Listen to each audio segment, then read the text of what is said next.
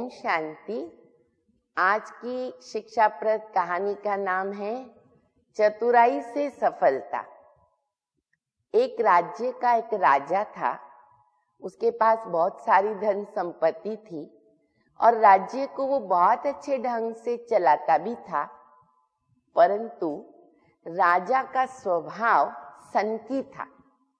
इस कारण कई बार वो विचित्र विचित्र इच्छाएं और अपने आदेशों के द्वारा कई लोगों को मुसीबत में खड़ा कर देता था। एक बार उसने एक व्यापारी को बुलाया। व्यापारी ने तो पहले सुनकर राजा बुला रहा है डर गया, पता नहीं मुझे क्या करेगा।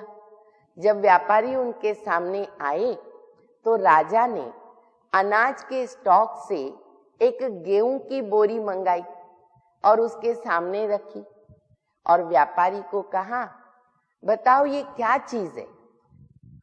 एक सेकंड के लिए तो व्यापारी ने सोचा ये तो गेहूं दिख ही रही है, परंतु अगर अभी मैंने राजा को बोल दिया कि ये गेहूं है तो राजा सोचेगा क्या मैं मूर्ख हूं, मुझे पता नहीं है ये गेहूं है। इसलिए उसने राजा को कहा कि राजा इसके लिए मुझे 3 दिन की मुद्दत चाहिए। राजा ने कहा ठीक है।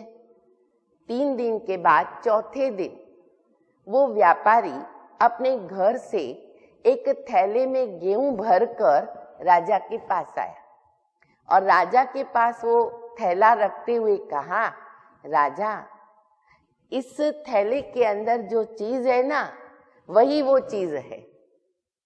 राजा उसकी चतुराई देखकर बहुत प्रसन्न हुए और उन्हें बहुत सारा उपहार देकर विदाई दे दी। कहने का मतलब कहानी से हमें ये बोध प्राप्त होता है कि हमारे पास ज्ञान है, समझ है, परंतु कई बार ऐसी बातें सामने आती है, उस ज्ञान को, समझ को बड़ी चतुराई से उसे इस्तेमाल करना होता है और वो हमें सफलता के लिए बहुत जरूरी हो जाती है। ओम शांति।